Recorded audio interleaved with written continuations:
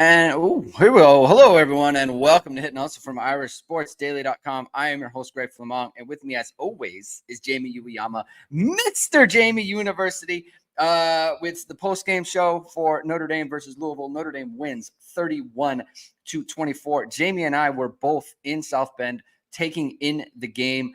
A lot of interesting things happening, Jamie. It was a make or break game for Notre Dame in terms of their playoff hopes. It's also a make or break game in the terms of, if you want to be a good team, you got to beat the good teams on your schedule. This was the best team that's going to be in Notre Dame Stadium this year, with Florida State not looking anywhere close to what they were.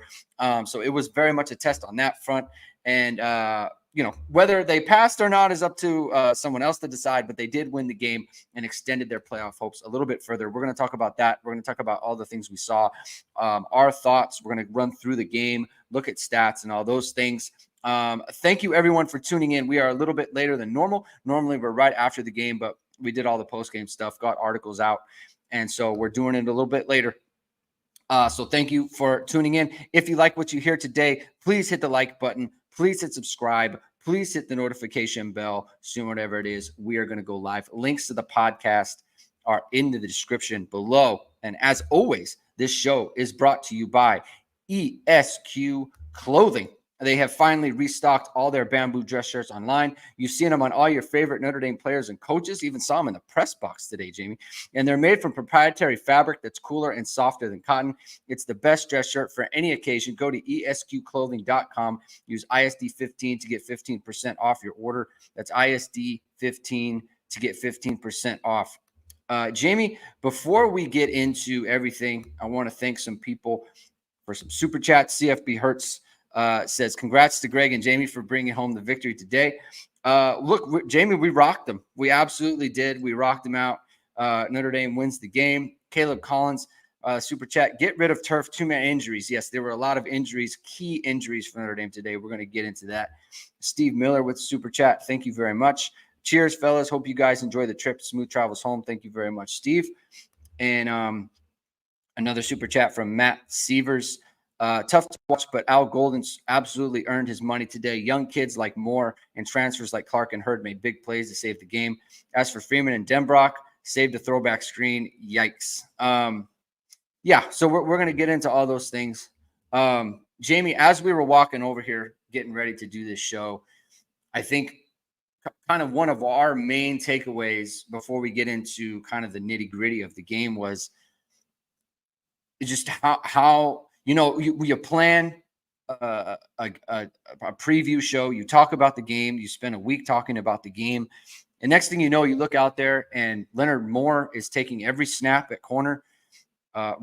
Jordan Clark is playing corner for Ben Morrison. Bryce Young and Logan Thomas are key downs for Notre Dame, like playing at the same time. KVA's out there. You have multiple freshmen out there on defense. And you think to yourself, my goodness, like this is nothing like Notre Dame would have expected.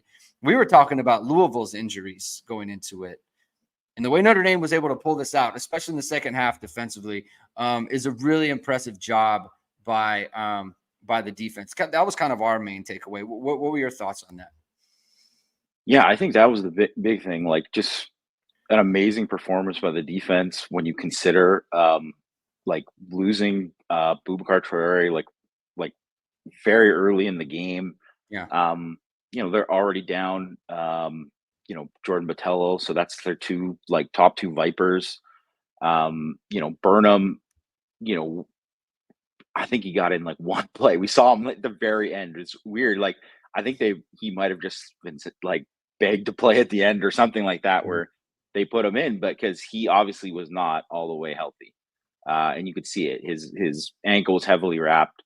So hopefully he's going to be better for, going forward. But I mean, it was dire straits. They essentially, you could say when Morrison went out, considering you throw in Mickey too, Mickey, no Gray, no Morrison, the top three corners on the team. And you have to play with that. Maybe the best receiving core they're going to play this year. I mean, I think it is 100%. Those guys were very, very impressive.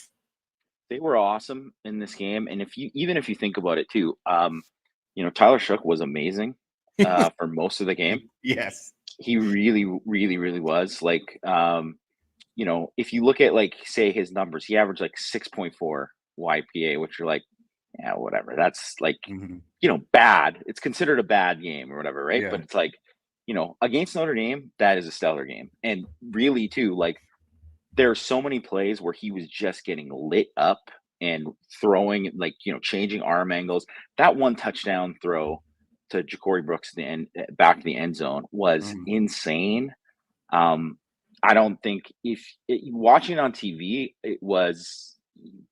Hopefully people saw the replay and got amazed by it, but just seeing it in person was incredible. And like Brooks, Colin Lacey was like maybe not, maybe he wasn't going to play in this game, and I mean he made an incredible catch down the sideline. That one handed brought it in. Like um, I think that there were so many things too. And then obviously Jeff Brom at the beginning of the game, he really had it going. Like he's always great with his opening Yeah. script. Yeah. He had a ton of stuff too where he was fighting matchups, and Notre Dame had to make adjustments. They had to make adjustments with their personnel, and not just because of injury too. Right? They made adjustments at linebacker, and I mean obviously the defense won the game. Right? The Mhm. defense won the game, and it was kind of exactly how I expected it to be on offense, where I knew they were going to struggle. Like, this is a very good defense. It might actually be the best defense they play all year. Like, they're not going to play a defensive line that is as good as Louisville's the Mhm. rest of the way. Like, I don't think, Florida State, considering what we've seen from Florida State, like, I don't think they're as good. Ashton Gelati is like a game wrecker, just an absolute game wrecker. Like, they couldn't block him. Um, they basically brought the house the whole time, Mhm. and Notre Dame's whole line couldn't, like, they did their best, but they couldn't handle it. And like, Leonard did a great job of like managing the game and like, not taking negative plays. And as we were kind of walking over here too, you brought up that they didn't, you know, what they were able to do in the first half was great, but then in the second half they had so much penalty problems, Yeah. and that Yeah. is what really killed them. And they're just not good enough they're not good enough, and against this kind of defense, to do that. So then they were in third and long the whole time against them after that. So there was just no there was no chance. Yeah, pretty much the third quarter. We were talking about that. Like it was a combination of not wanting to put the ball at risk because you're at a 2-score lead, and Notre Dame opens the third quarter with a 3-and-out, and then the first play they call a screen pass to Bo Collins, who we both at the same time in the press box. We're calling for him to cut it inside because that's where Evans was basically taking his defender. Instead, he cuts outside towards the sideline, which drew the Hold, yeah. hold, which took away a first down play there. The next play, you get a block in the back from I think it was Greathouse, and so now the entire drive is basically destroyed. And so you've thrown that drive away. They start the next drive on after the fourth down stop. Riley Leonard makes an errant throw, probably his one there's like one bad throw for the day where he didn't get it up, and Jordan Faison dive for it. He didn't. That kind of ended that drive there. So they didn't want to put the ball at risk, but at the same time, Shuck hits the long touchdown, or he hits the touchdown to Ja'Cory Brooks there, and then they have one of their best. They have one of their best. Oh, no, I'm sorry. They hit the long field goal. Excuse me. That was the field goal drive, 56-yarder, incredible kick, by the way. He nails that kick, and then they open it up. They hit Jaden Harrison on the kind of the wheel route, fake rub. They hit him out there, hit Jaden Harrison, and then they call the throwback screen, which obviously worked perfectly for the touchdown. So look, they opened it up when they felt like they needed to. They kind of protected the offense a little bit there, and it was good enough to get the job done. Let's just kind of go through this game, Jamie, because there was so much happened early. It's just like this is never the opening kickoff. is fumbled. It goes to Devin Ford, and it's fumbled. And you said it. We haven't seen Devin Ford since, and we may never see him he again. played on. He covered punts after, but he covered punt, right? But yeah. on offense, like they were never going to put him in position to touch the ball. No, we may not see that. That might be it for Devin Ford. Thank you for playing. And Louisville on that drive, they showed, and Jeff Brom showed, like he had a very good plan for what Notre Dame was going to run defensively. They kept getting them in man coverage, and they kept swinging the ball out.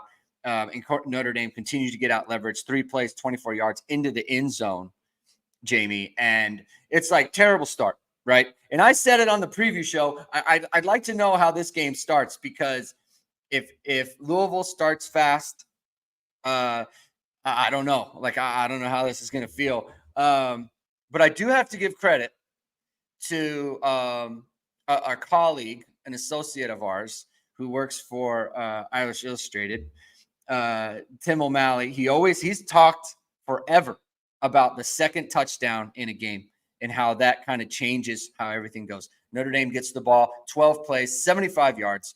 Leonard and Love combine 6 carries for the both of them, 44 yards. Riley Leonard is the one who runs it in for the touchdown. I'm sorry. That was Jeremiah Love who ran it in ultimately for the touchdown, 6-yarder. Riley Leonard hit Jaden Thomas on a 4th down, which credit to Marcus Freeman for going for it in that spot. He could have tried a long field goal, but he went for it. So he hit Jeremiah Love. He hit Jaden Thomas, who I think was also injured in this game. I didn't like how he was moving around in the pregame. Just tell you that right now. I didn't like it. But he caught the 4th down. Notre Dame goes in and scores. One of the most important drives of the season, one of their best drives of the season, Jamie. What did you kind of take away from the way they started the game? How Riley Leonard looked? He was 5 of 6 on the drive on the opener for them. Yeah, he looked amazing. I that was the best he's looked all year. Like, I don't even think it was close, actually. Mm-hmm. Like, I don't think, because I can't remember who asked Marcus Freeman at the press conference about it, who phrased it as like basically he was in total command of the offense, but that's what it looked like. Like, Mm-hmm. and he hadn't looked like he had that before. And I think if you look at it too with, and I know obviously the last game was a bad start, but 4 out of the 5 games they scored points on the opening drive. So it's not like he hasn't started,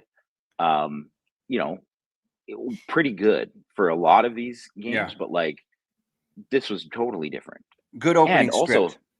And outside of the Texas A&M game where they were down 3-0, and then they came and got 3 points there, but like this is the first time they were down a touchdown when there, and like the way it happened, like they didn't even get to touch the ball. Like they didn't even get to. It wasn't them who turned the ball over, right? It was a special team. So I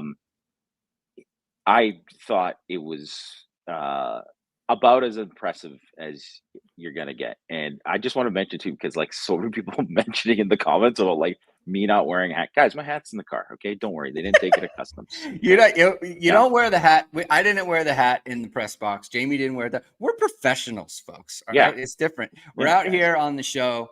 That now we're hanging out, but in the press box, we're working professionals in there. All right.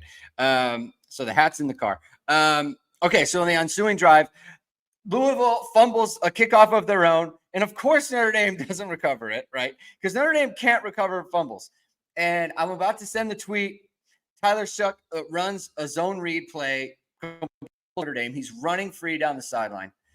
And Leonard Moore, what a tremendous hustle play from him. Runs it down from the backside, hits the ball out. And Xavier Watts is there as well. Jaden Osbury also running down there, recovers the fumble, and look, it's an explosive by Louisville, right? That turns into a good situation for Notre Dame. They get the ball. Mike Denbrock designs a wonderful play call where he's got they're in cover 3 against Louisville. Bo Collins on a crosser right in front of the safety. The safety stops his feet, which you can never do. He's in no man's land. Jaden Greathouse right up the seam. Riley Leonard finds him. He said in the post game he was afraid. Yeah, Riley Leonard, he's a free spirit. Will say whatever he's thinking. He said to the open pass to Osbury, or I'm sorry, not to Greathouse. and to the open pass to Harrison. He said, "I don't like those because it makes me nervous. I don't want to throw a bad pass." But he hit the pass, 14-7 Notre Dame. And this is when the momentum started to build, Jamie. Talk about the play call and just like the opportunity there to take the shot. It was kind of a half play action, right? I wanted to give the play action. I wonder how they'll actually score it because it was kind of a half-hearted attempt.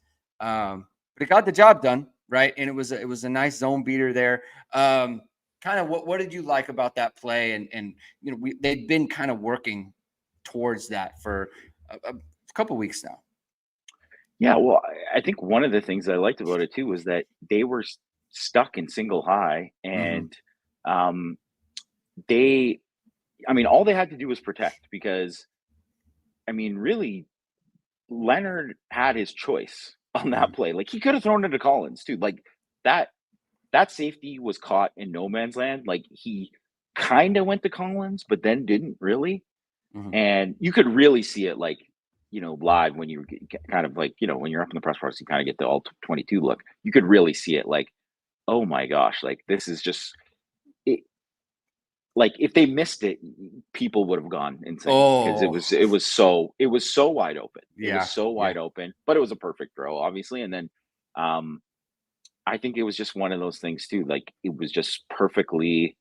It was the perfect call at the perfect time. And really, like if you look at it, like that was the offense today, really, for the most part, right? Was, you know, those perfect calls at the perfect time, and they needed it because it was very much like the Texas A&M game in that same kind of sense too, right? Where they executed a little bit better at times, but they were clearly, and I don't think Louisville's defensive line. I would say Texas A&M's defensive line is better, but I think that Louisville's defensive line also too. You got to remember, like 2 starters are out from that time then too, and it's a different time. And man, they just, as the game wore on too, they started as they started kind of bringing more pressure.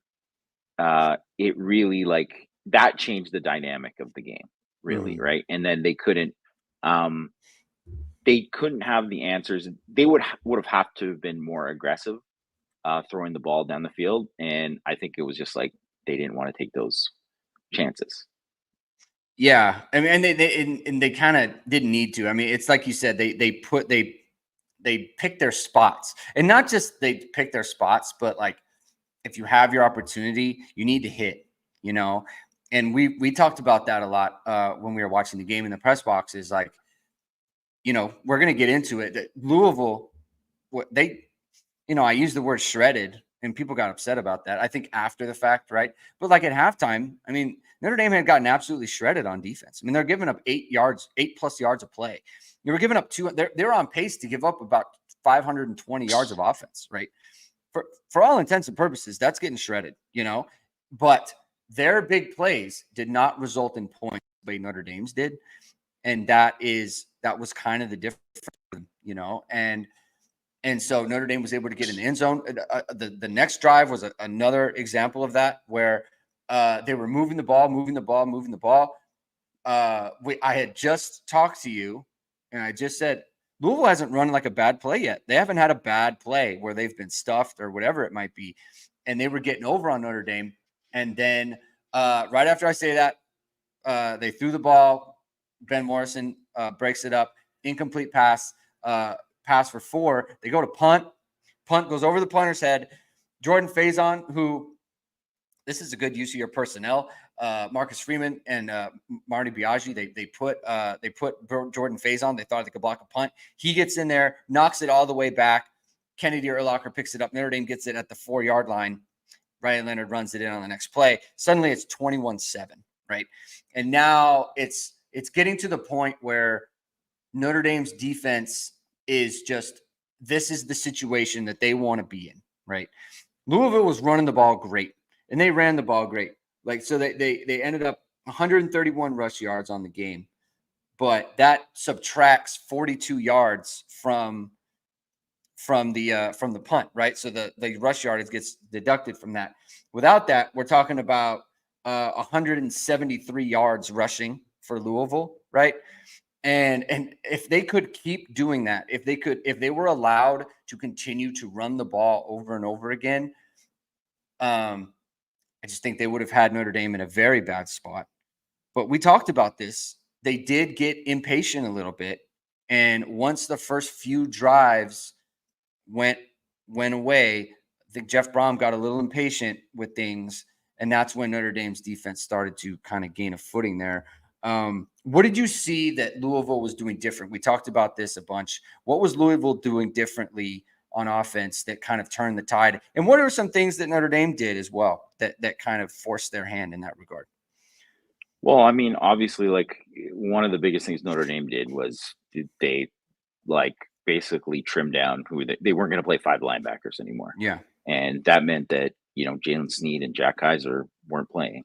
And I don't think that, I mean, Sneed definitely wasn't hurt. Like he still played on third downs and stuff. And Kaiser, I don't believe he was hurt. Like I don't recall him being hurt. Obviously, I feel like that's something that people would have asked at the end. I never saw him go down. I saw him leave. Like I saw him get pulled on one play, but it wasn't like he was hurt. Like they were pulling him to put in Drake Bowen. And Bowen and KVA and Osbury played pretty much. I mean, they played pretty much the entire second half. All those guys. And I honestly think that was probably the biggest thing that Notre Dame changed was just changing that personnel because, I mean, they were still playing a lot of like young defensive ends that, were battling, but like, they weren't kind of winning as much as you'd like. And those linebackers just played so much. Those linebackers played so much better than what they did. They only ran for 29 yards in the second half. And some of that too, yeah, I think was like impatience. And that is kind of Jeff Brom's MO is that like, he wants the big play. Like he's searching for it. So they weren't running as well on first down. And so like what some of these other teams have done is they say, okay, well, 2nd and 8. Well, guess what? We're going to run counter again. And hopefully we get 5 yards and it's 3rd and short and we can do whatever the heck we want. Right. So that's how teams have been playing it. But with Brom, he was just always looking for some kind of like, some kind of shot play. And it just, if you're doing that all the time, it's just the percentages against Notre Dame's defense. It's just, even though they did hit like quite a few, like it's not enough. And because the other thing is too, is like, you're never going to have guys running wide open. You're never going to have guys running wide open. And I think part of the things too, with like that too, is that some of the stuff they were doing early on, in terms of like that, like toss to the field, the speed option stuff, Notre Dame made adjustments to that and they were playing that differently. And you could see like, when they're running that toss to the field and it's basically like a crack toss, right? Where they're, the slot there is cracking on the linebacker and, it's got to be like crack replaced by the safety. But if the safety's too worried about, man coverage there, right? Well, he's screwed. And so they played like a little bit less man in some of those situations. They also just like read it a lot better. And then even some of those, like you can even tell, like after like the second time they ran it, they still got good yards because the guy like broke a tackle and it was like, oh, they got 9 yards. But it was like after that, they tried to run a couple more times and it was nothing. Like because they played it properly, right? So I think, and that's the whole thing too, is like you have to go.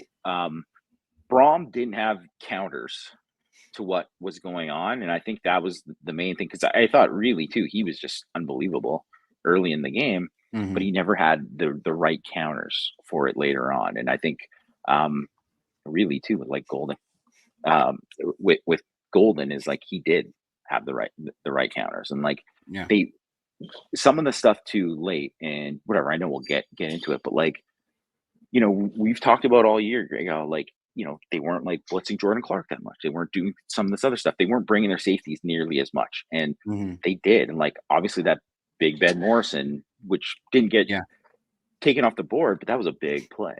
It was a Right. very big play. I mean, it ended their drive. Yeah. And it got, they ended up kicking the long field goal. Very easily could have just been the fumble recovery for a touchdown there. Kind of, in my opinion, like, I think that ball's coming out of his hand, but whatever is fine. Sam K with a question here. Can't really watch live, but had a question. Is Golden too predictable schematically? On any given play with his pressures, he's very unpredictable. Sure. So I think he's predictable in that he's going to bring pressure. He's unpredictable in what kind of pressure he's going to bring. For example, like the corner blitzes we saw in this game, bringing Xavier Watts off the edge instead of up the middle. Right? They've brought their safeties up the middle into the A gap a bunch so far this year. They were bringing people off the edge in this game, and they did that with I think Rod Hurd had one as well. Rod Hurd had a blitz like that. Obviously, Ben Morrison got in there like that. Xavier Watts had a big play on I want to say it was one of the fourth downs or third downs when he got in. It was a fourth down because it was when Rod Hurd broke it up. It was after Ben Morrison had gone out. So they blitzed Xavier Watts on fourth down. He got the pressure, and then Rod Hurd ended up getting it. Like, I think it's predictable he's going to bring pressure, but the type of pressure he's going to bring and then the type of coverage, I'm really interested to look back at the all 22 on how they were covering Louisville's crossers. This was something that I talked about when I did the ABC 57 show about how Louisville likes to run crossers, especially against man, and they can get you in a bind. And they didn't really in this game. And, just looking up and seeing how there were times when there was one particular play when Leonard Moore was in man and there was a crosser and he passed it off to the safety and then he stayed. It was almost like a robber replace. You know what I'm talking about? Yeah. Where it's like the safety is the robber, but once the safety picks up the crosser, then the corner on the backside becomes the robber, which is like a great way to get like a pick six because no one expects the corner to be robbing in that situation. But it led to incompletions and it led to, Tyler Shook putting the ball down and getting his head down and basically ending the play. So, he's predictable in that he's going to bring pressure and there's going to be pressure, but the types of pressures that they bring are very I don't want to say exotic. You just don't know that they're coming, right? Yeah. Did you have anything on that? Just kind of any? Yeah, and I think one of the things too that makes them unpredictable is they always have a different pass rush plan for each game. Like no matter who it's a different quarterback, they plan it different. Like it's and that's part of the reason why they're so effective, right? So I think that them like that approach has always been a good thing, and that has really hurt so many of those the quarterbacks they go because like even if you look at like in this game, man, they had a great plan for Shuck. The most of the time they got a ton of pressure on him. They hit him a ton. He's a tough kid, man. Yes. He's a very, very tough kid. And if it weren't for some like crazy throws he made, then like his day would have looked a lot worse. And no one really makes those type of throws routinely, right? So that's why that part of it is so good. I think too, like I don't think I don't think Golden, especially like coverage wise, like you said, like they do a lot of different things. They tweak a lot of different stuff. I think a lot of it, and just I think it's today kind of proved it too, especially with like some of the run defense. People saying like, oh, he's not emphasizing the run defense. I think today kind of showed that like a lot of it is personnel and who they're using there. And obviously you want to be able to play five linebackers. You want to get all these guys happy. Obviously, like Jack Kaiser's a 6-year guy. You want him to play like, and he is a good player. Like, but in terms of who are the best at it and who's playing the best, like those guys are playing the best. So like they rode them, and I think that was the right move. Yeah, and early. I think it was Onye who had a tough time against the run there. To be honest, like I felt like Kaiser was running in and he was he had a little hitch in his step, right? It's like maybe there was something there. So that's possible. Yeah, it might be. But they leaned very heavily on Drake Bowen. They sent Drake Bowen out to talk to the media, which is new. Notre Dame was credited with 9 passes broken up in this game. That's a lot. I'm telling you, it's very hard to get your hands on the ball that many times, especially against a quarterback this good. I want to be honest, like I was extremely impressed with Louisville in this game. I thought their quarterback, I thought Shook played a very, very good football game. He had a couple throws that maybe he wants back or whatever, but it's just like the types of things that he's trying. I mean, he has a lot of confidence in his arm, and he can make a lot of plays. I thought their receivers made play. It's funny, like they had some really amazing catches, and then they just like the Ja'Cory Brooks drop on that led to the interception from Watts. Like Ja'Cory Brooks is, I mean, he's wide open, right? Like they're driving, right? So it's not like that was, against the run of play. I mean, he was wide open there. They had another on a crosser like a quick slant that was dropped. That was kind of right in the receiver's hands. But I mean, they made some plays. I mean, that the Collins catch what's his name? Did I get it right? Colin Lacey. Yeah, Colin Lacey. That catch on the sideline is an incredible catch. It was great coverage. I think it was Rod Hurd on him. It just amazing coverage, and it just like that. That's a catch that you're going to have to give up every single time, because if they're going to make that kind of play, Leonard Moore in the corner of the end zone against Ja'Cory Brooks. I mean, he initiates contact with the ball with one hand, and then he gets the second hand on it. Then he hits the ground, and Leonard Moore has his hand in there, and he's competing for the ball, and Brooks does not lose his grip. I mean, it's just like, it's an amazing catch. And it's like, look, if that's how it's got to be, and that's how you're going to give up plays, then that's how, I mean, you're just going to have to. You got to tip your cap when guys make plays. That's all you can do, right? Like, it's the same kind of thing. Like when, obviously Louisville doesn't want to give up those plays, like those big plays that they give up. Like, obviously when you're having a single high safety and there's 2 guys running deep, that, he's got to try to pick one of them. It's like, yeah, there's something wrong with your coverage and what you're doing. Right. So there's obviously like that part of it that, that's a mistake in your defense. But if you look at like, some of the stuff that like the call that they made in order to, get that Harrison, Jaden Harrison play open. It was like, well, because they were playing those rub routes really, really well, but they just, they hadn't, and Notre Dame hadn't run anything and seen anything like that.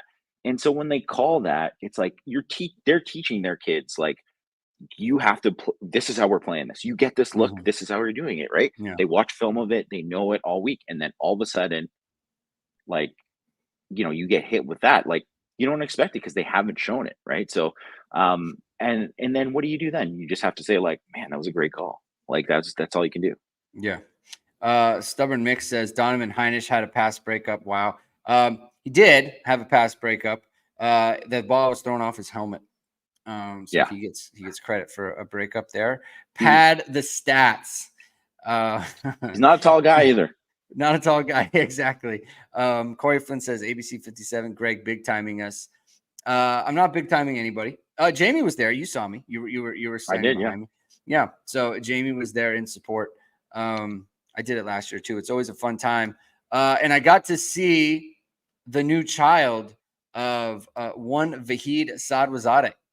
And congratulations to Vahid. It's his first child. And Vahid has given birth to another type of venture, Jamie. And maybe we should talk about it. Whoa, the thing. It's like, there we go. Oh, all right, yeah. Look at you try to give the perfect seg and then they turn the lights off on you. So he gave birth to something else, and that's VSR Media. That's Vahid's company, founded by Notre Dame football pregame host, Emmy Award-winning anchor Vahid Sadrazadeh. VSR Media provides professional and cinematic video and photo. Whether you're looking for a collegiate or pro-level highlight reel, have a personal story to tell, or are aiming to diversify and grow your business, VSR Media specializes in short and long-form video storytelling, social media management, and website design. VSR Media also captures professional headshots, senior and sports photos. Contact them at vsrmediacompany.com. Mention Irish Sports Daily to receive 20% off your first project. Visit them online or give them a call at 574-800-9106. Jamie, what did you think about what is your take on the offense today? Just your kind of broad how you feel about Notre Dame playing offense kind of going forward for the rest of the year. Well, I feel like people that guys aren't gonna want to hear it, but Riley Leonard, he's actually getting better. Like he's played better and better, and that has been a real thing. Like he's made progress each week. He played better in this game than he did against Texas A&M, I think, for sure. Oh yeah. Much better. And like Purdue, I don't count Purdue because that's just a dumb game. No, Purdue, whatever. They needed like a confidence build, basically, right? I'll tell you what, like the people who were at the game didn't think Riley Leonard sucked. They were like, I was shocked that when he got hurt, when he came back to the game, people cheered. Yeah. Like people were excited because if you actually watched the game and knew what was going on, you'd be like, man, this guy's balling. He was playing really, really well. So like, it's one of those things where like, I don't know. I mean, people are going to complain about certain things. It's like, yeah, the offense, didn't do this. Was like, well, some of it was how they called it and them trying to be conservative.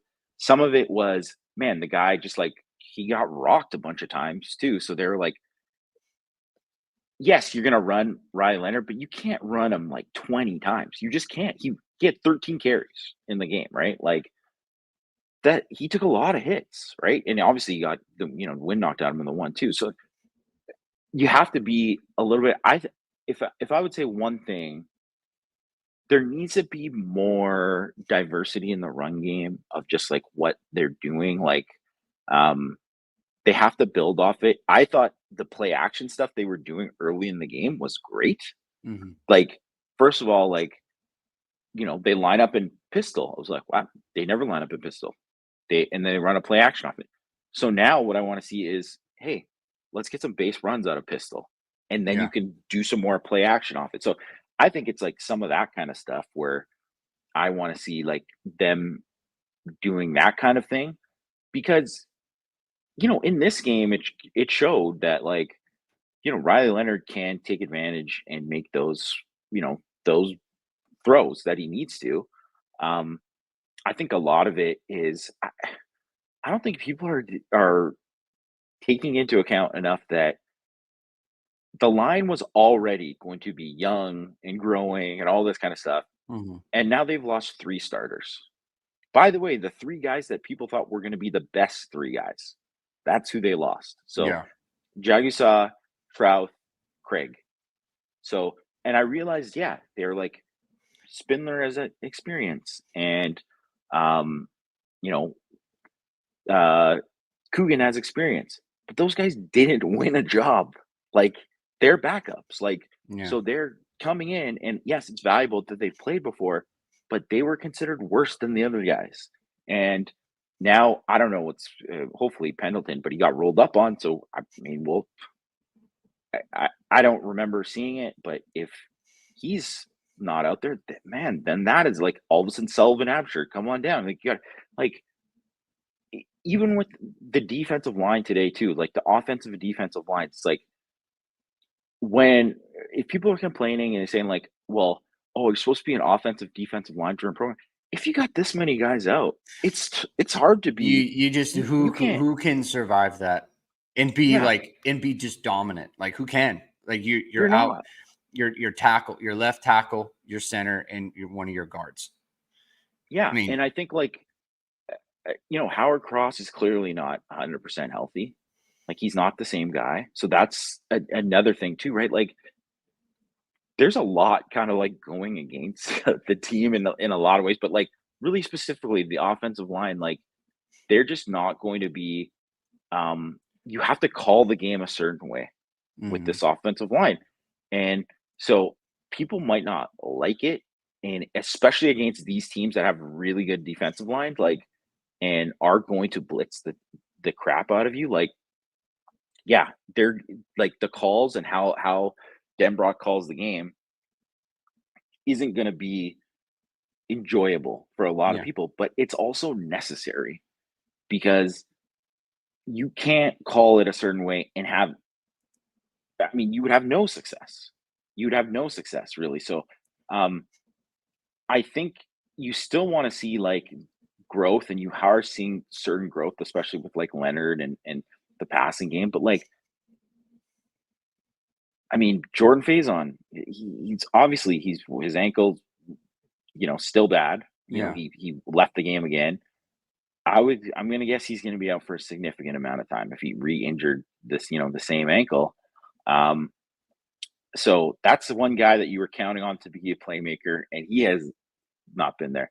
Mitchell Evans basically just got back to full go. yeah. Cooper Flanagan, already out. Mentioned the O lineman. You know, um, Bo Collins did not have a good game today. Did not have a Right? good game. Did not have a good game today. And really, too, like it was nice to see Jane Greathouse have a big game. But I just think like name the kind of consistency that we're looking for outside of Right. Jeremiah Love. Yeah. There's just not. There's not. And you can, you know, I guess Marcus Freeman would say, like, I'm going to blame it on the coaches and say, some of it, could be um, put on the coaches. But I think a lot of it is like, the combination of everything, right? The injuries, Leonard struggles, maybe they can do a better job coaching and all that kind of stuff too. But it's like all this confluence of things together. And like, Jadarian Price, who expect to be a playmaker, only fumbles the ball. It was a pretty big fumble. Never played again. Yeah. Yeah. To this question from Chris P. Do you agree with keeping Price out after the fumble? I don't know. I'm not. I don't like to. I don't know what the thing is in that room, right? And I don't know what Jadarian Price's like standing is in the room going into it, right? So what I will say is, it just seems like you, I don't know. You put the ball on the ground in a really tough spot. I see it kind of both ways. In my opinion, you have a player like that, you keep him out of the game. All you're doing is doing Louisville a favor by not playing him. You know, I mean, you just are. Like if Jeremiah Love fumbles, they're not gonna pull him and then keep him out of the game. Like I don't think. I think if Jeremiah Love fumbles it, because look, I mean, and purposes, Jeremiah fumbled going into the end zone last game, right? No, pulled him out of the game. Like just because it was a technicality, it got recovered by Emil Wagner doesn't make it any less of a fumble. In a terrible position, you can't ever fumble like that.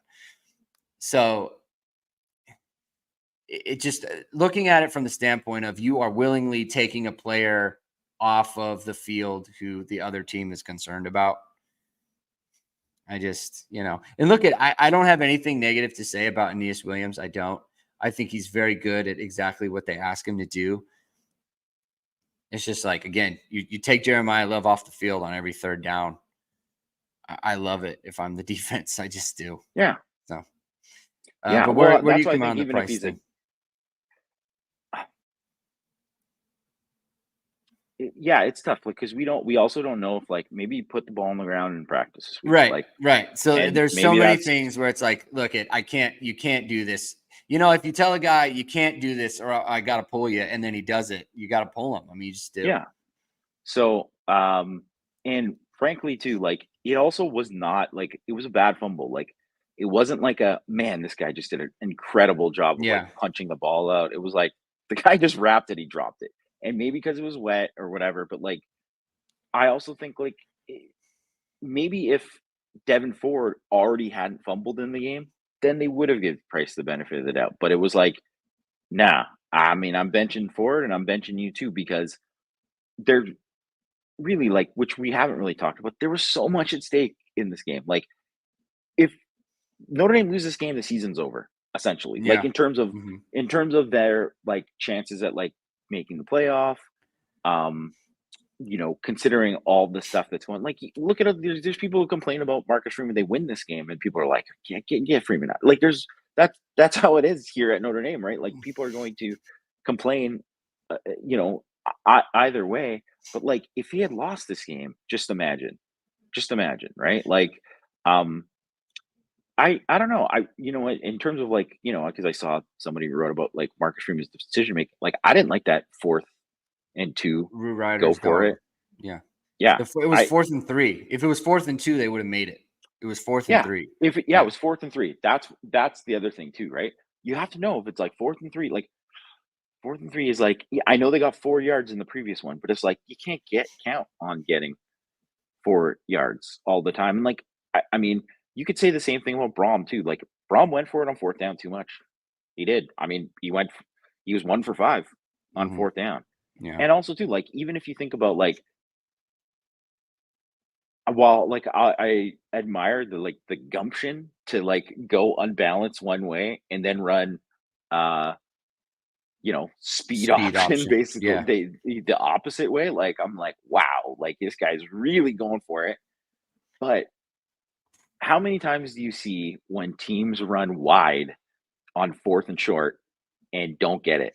Like, it happens a lot. Like, so I, I think that that just reminded me of the play where they did the same thing with the jet sweep in the Ohio State game with Ryan Day. Like, Yeah. it's just a call that rarely ever works. And obviously the Leonard one didn't work, but it was just, if it was 4th and short, yeah, go for it. But it was like 4th and 3, um, and considering how you were already kind of calling the game in a conservative way, I thought that should have been a punt. But I mean, I don't mean, what were the other controversial calls that people thought Freeman didn't, whatever? Like, what was the other decision making? I didn't think there were other things that I was like, man, he just, I criticized him last week for the use of timeouts. I didn't think there was like bad timeout usage Yeah.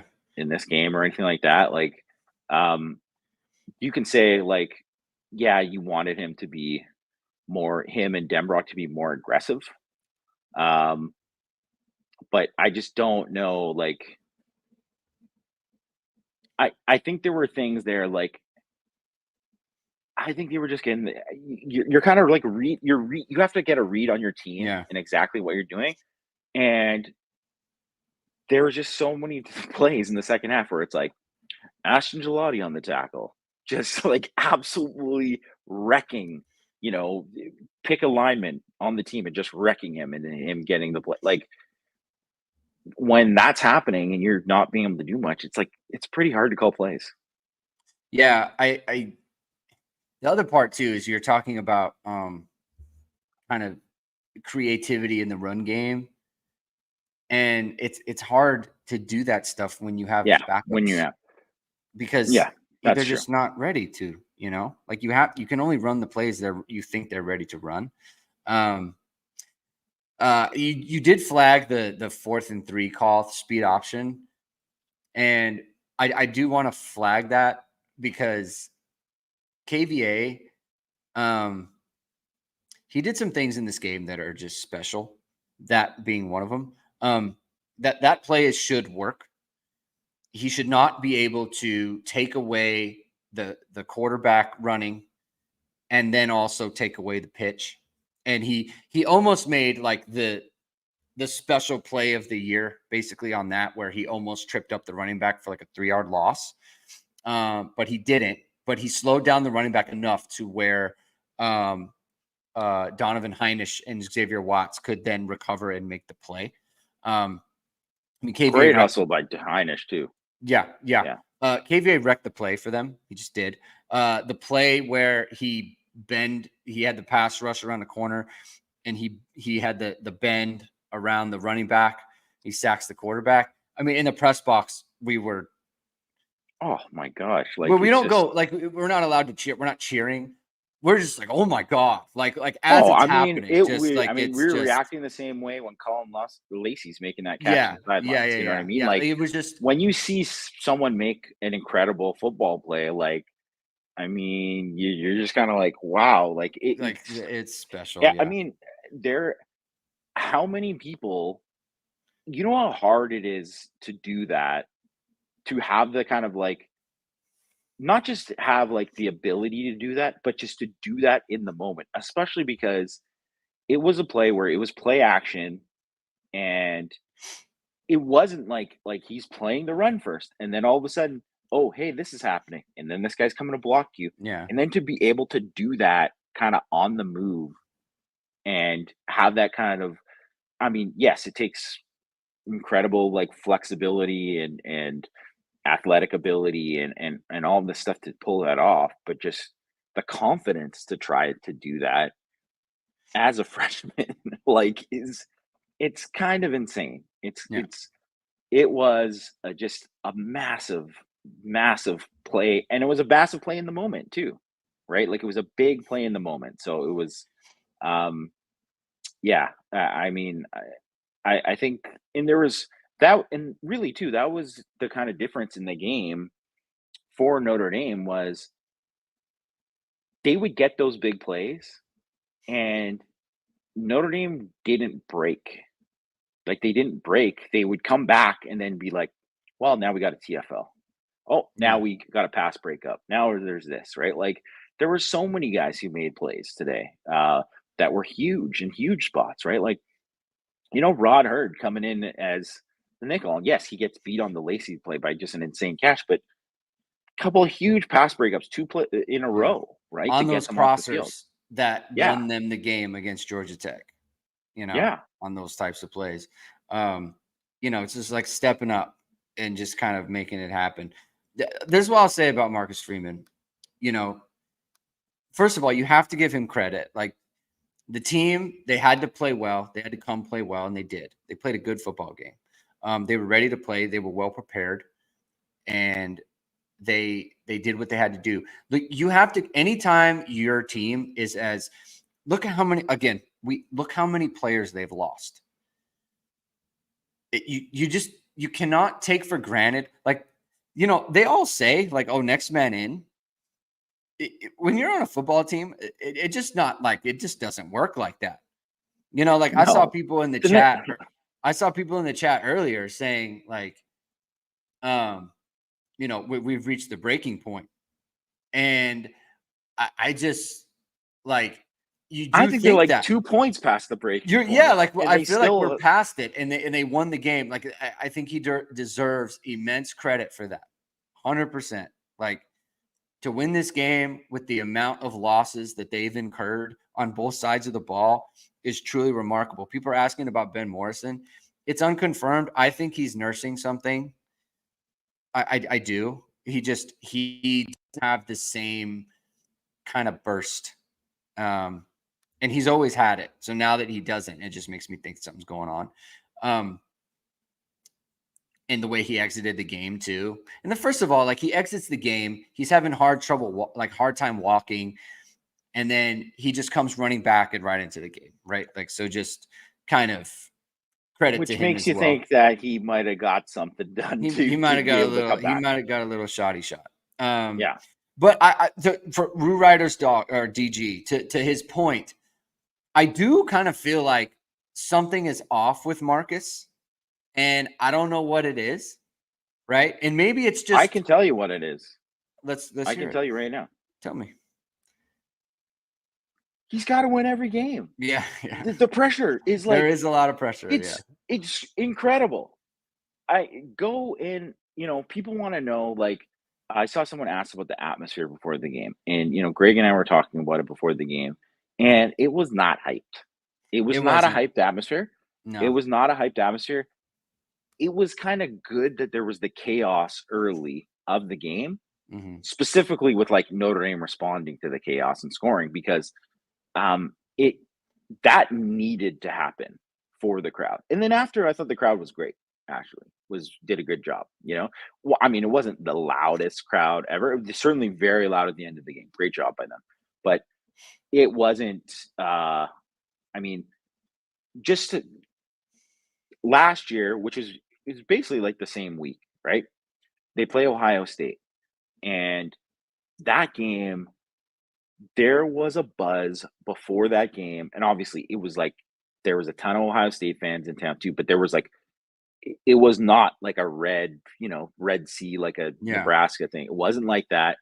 And the Notre Dame fans like were as loud as I've ever heard it, and they were phenomenal that whole game. And obviously, like, the air got let out of the balloon at the end of the game there. And certainly like the rest of the season, because of like losing to Louisville and losing to Clemson, like and then how this season has started, like if if they had won the Northern Illinois game, then it would be different. It would just be different with how uh you know this game would have been still important and all that, but there wouldn't have been like, oh man, if Marcus Freeman loses this game, is he gonna make it? Like, are they gonna just like, can people start getting names ready? Like, Yeah. even though like I don't know for sure that would happen, but that is the very feeling that so many people have, right? That's how so many people feel, and there's no way that he wouldn't feel. He's a human, right? Like, he's just like, Mhm. you're gonna feel that. So like I I think, he looks like a guy who's like, man, he's going through it because he has been going through it. Like, he probably needs the bye week as much as anybody, right? Yeah. And he's this is the other thing. You're going to this game. This is going to the bye into the bye week. Well, if they lose this game going to the bye week, how do you think recruiting is going to go when they're on the road next week? It's not going to go good, right? They needed to win this game. Mhm. There was a ton of pressure, and then all of a sudden, you come up very first thing, and like, you know, ball pops out, they score 3 plays there. Like, eh, yeah, he's going through it. It's like, being the head coach of Notre Dame. It's like being the president of the United States. Like, it ages you in dog years. Like, you are going to have that pressure on you. Yeah. And you kind of have to, and it's like any, kind of major job, but obviously, at Notre Dame specifically, like, there's a different feeling now than there was, um, you know, year one. There's not that people were happy about anything that happened with those early losses, but there's certainly more forgiving, you Yeah. know. And then they're like, okay, well, let's see what year two. And then year two happens. It's like, oh, okay, well, you know what? This is the year. Like, they got to do it. Everything's in place. These are pretty much all his players now, and blah blah blah, and all this kind of stuff. And they don't care about, like, even if it's a legit reason to be like, well, they had these injuries here and there. People don't care about that. They care Yeah. about results, and that's so he's just got so much on him. If you think like, oh man, this guy's been doing it.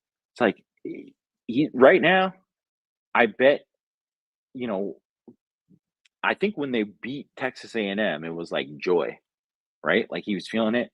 And this game, it was probably a relief, Yeah. and um and the thing is too is like, people said it was a must-win game. The reason why I wrote earlier in the week, yeah, it's a must-win game until the next must-win game. Like, because Stanford's a must-win game too. You can't They're lose that yeah. Stanford game now. They're You all can't. You yeah. can't. They're all. That's how it is the rest of the way. And even if they go and you're like, man, they're rolling. They're 10-1. Well, you get to that USC game. It's like, you got to win that game. It's you got to win that game. You got to show it. You got to make the playoff. You got to do this, and it's just every game is so important for him right now. So, um, I think it wears on. I mean, I don't know how it wouldn't wear on him. Yeah. The Michael Bryan in the chat, not counting the Indeed. Shuck fumble, 5 Louisville drives with between 30 and 60 yards gained, and no points on any of them. D bled yards, but then toughened up. They've done that. All right. They've been able to do that throughout the year, especially with the run game. We talked about it before. They're giving up yards in the run game, but it's not hurting them. It's not killing them. Let's see. Chief Brody says I think the offense is what it is. Like, I think one of my main takeaways from this game too is that's true. That, you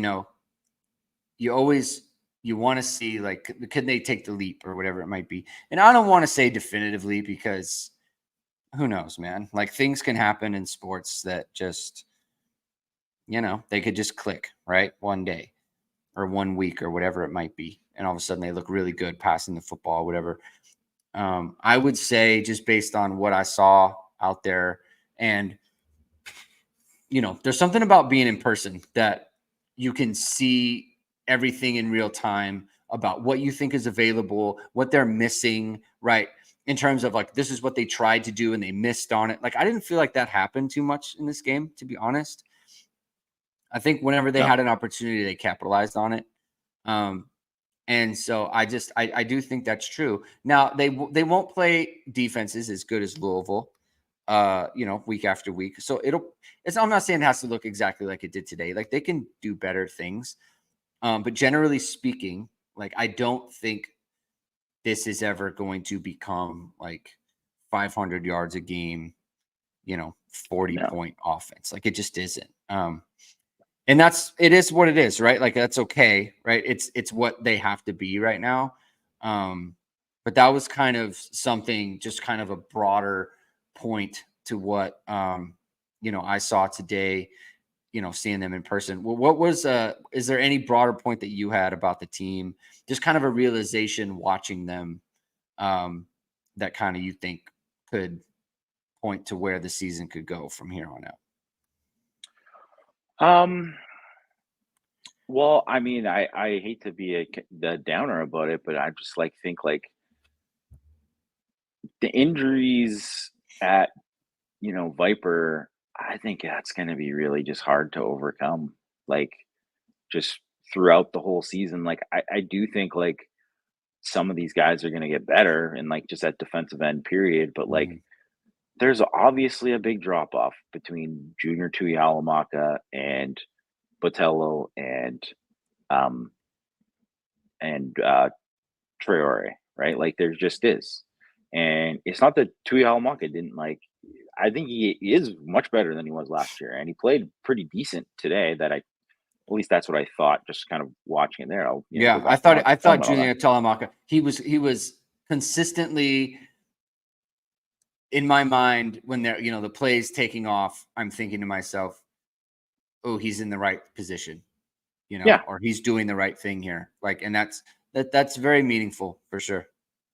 yeah, and I think that, but just in terms of just, I guess they're always going to bring pressure anyway. So you're going to see, like, they're going to be able to get pressure with bringing extra rushers, but just not having probably two of the guys who are the best at winning one-on-one, that's going to be tough. I think that is going to be tough for the defense, even though um, I think if they kind of I mean, that's the one thing. The linebackers, I think narrowing down on the linebackers, I think could really make a big difference, for, like, the run defense and just the defense in general. I just think, like, I mean, and too, Greg, like, it's hard, like, to get in a rhythm when you're just like, hey, you're going to play one series, and then 2 series from now, you're going to play again or whatever, Yeah. right? Like, Yeah. that's why too, like, a lot of the depth guys, you can see, like, some of them can contribute, but it's hard for them to really grow as fast as you want them to, because you're just not playing enough. I think, like, I wouldn't say Paul Kinlan asked if the young guys were balling. Like, I mean, what are we talking about with the young guys? Like, are we talking about Leonard Moore and KVA? Then you say, yeah, they So, were kind of balling. yeah. So, Jamie, you know this well. It's one thing to, in a one game scenario, to come up big, right? Yeah, That's one thing. It's another thing to be like, we are counting on week in, you week out. snap after snap to be a plus football player, right? Sometimes it's just too much. And it's not anyone's fault. It's not coaching. It's not the player. It's not anything. It's just, You just can't week in and week out give. This is the concern I have with, like, Anthony Knapp and Sam Pendleton, where it's 100%. like, man, it's just a lot. Like it really is. You're asking a lot to just not have like a really bad game. And I think it's just, that's the sort of thing that can catch up. Here's the other thing. And I'm sure it's like, That's how you can lose games that you shouldn't. Yeah. Yeah. I'm sure that Chris P's bring up, a couple of people have mentioned the penalties. Look, they got to knock it off. Like this is a thing where it's like, this has to go away. There's too many penalties, and like they are, it's usually, it comes down to just kind of sloppy play, period, right? Like Bo Collins not running the screen in the correct way, and he gets a holding on Evans, and then Great House is blocking in the back, and just stuff like that, right? Where it's like, you get that's got to go. It's just got to knock it off. Like that can't. Your false starts. They continue to have. It's 1st and 10 in the biggest drive of the season, of the game, and like you started with a false start. Now they ended up, scoring on the drive, so it worked out. But it's just like, right when it happened, we said, "Oh God!" Like the drive's over, right? And again, they ended up converting, but it's just like that stuff has to go away. But the point I wanted to make was, that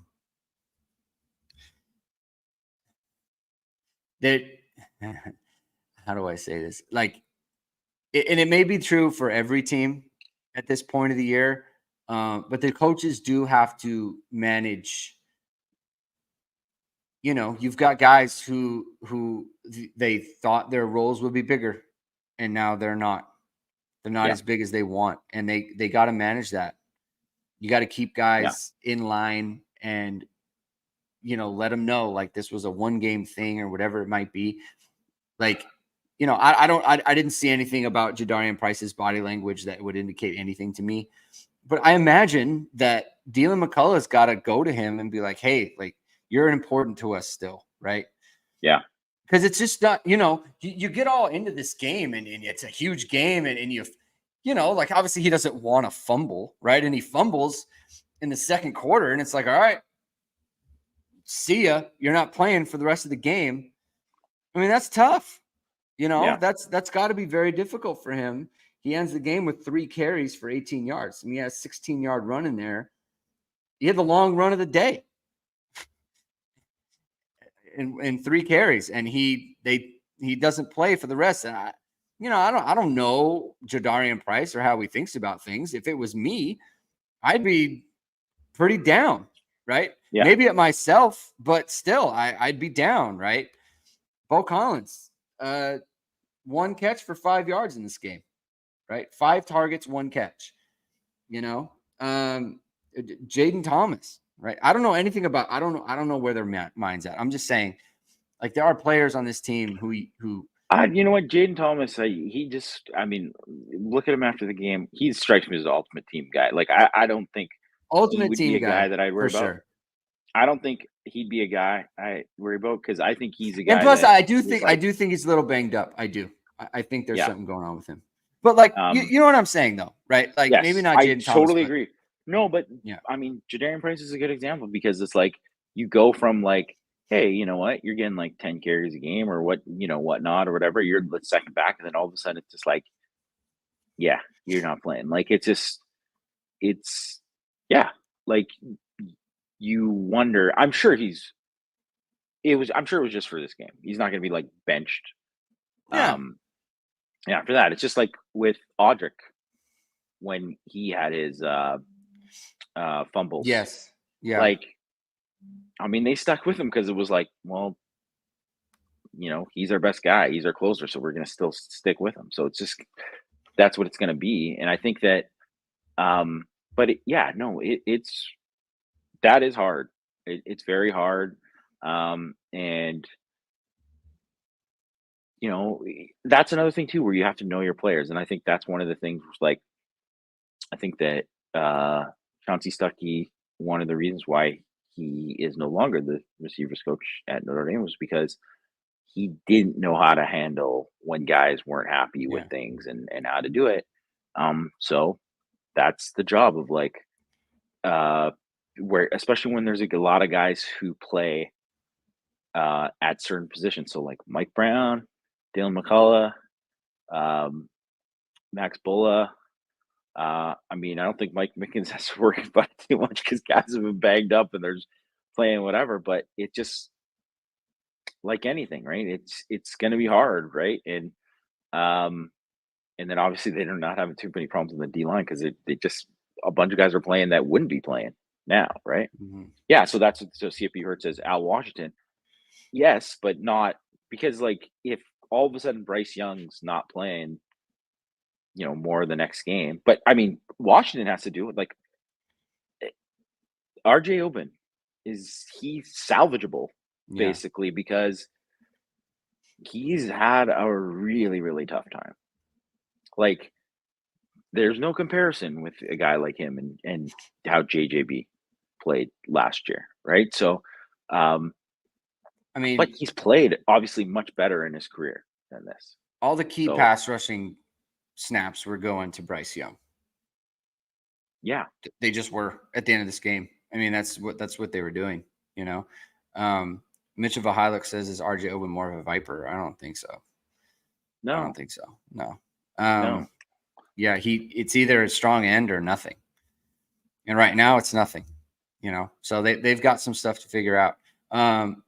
Just final things to wrap up here in the bye. I think I'm confident they'll get Christian Gray back. I mean, Marcus Freeman said that the intention was to play him today. They thought he was going to go, and I guess in warmups it just wasn't happening. So they decided to sit him. So you're going to get Christian Gray back. I think Ben Morrison could use the time off.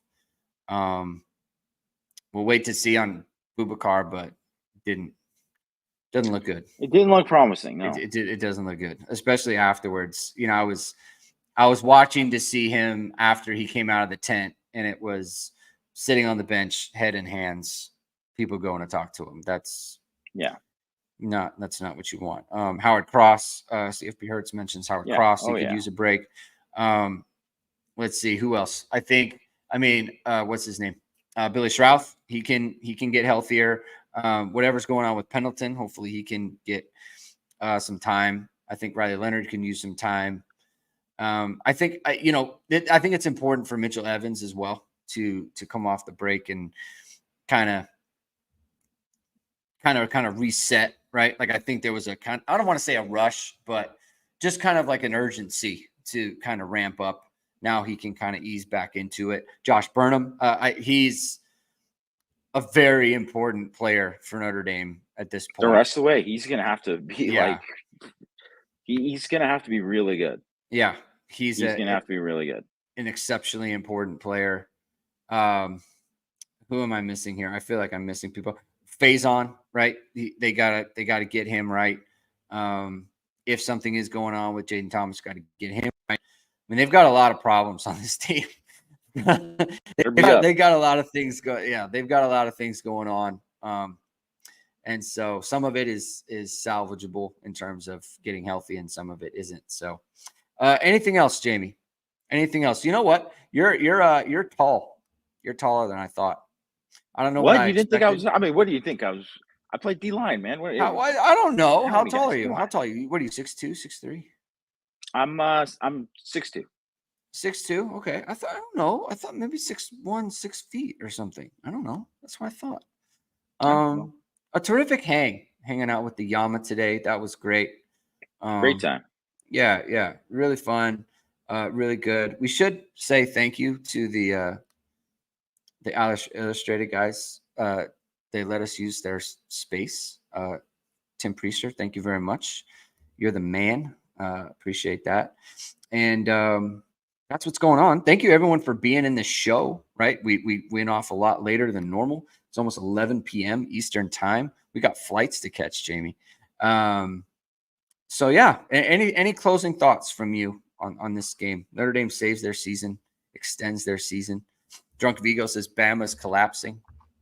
Check it out. Any closing thoughts on you while I look at this score? No, I just think it was critical to get a win today, no matter how they got it. Yeah. I think to win a kind of resilient game like this, I think is always good for a team. Um, and I think that obviously there's a lot of young guys who have played way more than anyone thought they would, and that is ultimately going to help them in the back end of the season. That is going to help them, but they really, like you mentioned, like they really need to get healthy over the bye and get as many guys back as possible. And then I think you know they could really close strong. I think that's it's on the table. It's all there for them now. That's what they Yeah. needed to do. Like they needed to get this win. And weirdly, like Notre Dame is one of the only teams with like 2 top 25 wins, but that's just how it is. Yeah. And you know what? Like, I to your point, like it's one of the better wins of the season. Just straight up. It is. Not that it's going to stay that way. Obviously, Alabama's making a case for that right now. But like it's one of the better wins of the season. They needed it. Look, you want to be a playoff team that beat the good teams on your schedule. That's something you got to do. Yeah. And so they were able to do that. I don't know that it was the prettiest thing, but it certainly wasn't fluky, right? They won the game with their strengths, and that's always kind of a good sign. And they did win the game. It started off poorly, and then they took control, which is shows resolve from them. And so these are all good things. As much as we kind of look at Marcus Freeman and his mannerisms, whatever it might be. If you just look at how the results have gone since the loss to NIU, it's been good. He's done a good job. Beating Texas A&M and beating this Louisville team. Which I think is pretty darn good. It shows a lot, and so it's good. You want to go through a year. You want to beat these teams, and you want to beat these good teams. And so Notre Dame was able to do that. Mitch of Hilux says, assuming no morning after show due to travel, assume correct. I will be en route very early in the morning to the airport. I'm going to try to do like an evening after recap tomorrow. I'm going to get home, get settled, and then maybe I'll do kind of like an evening show. I'm kind of just thinking like maybe 6 Eastern, have some time to marinate on my thoughts. And then maybe I'll do a 6 Eastern show and talk about things. So hopefully, if everything goes well travel-wise, then I'll get that fired up. So that's going to do it for tonight's show. Notre Dame 31, Louisville 24. Thank you, everyone, for tuning in. If you like what you heard here, please hit the like button. Please hit subscribe. Please hit the notification bell. So whatever it is, we're going to go live. Links to the podcast are in the description below. Have a good rest of your evening, everyone. Thank you for staying up late. We'll talk to you soon. Keep hitting and hustling.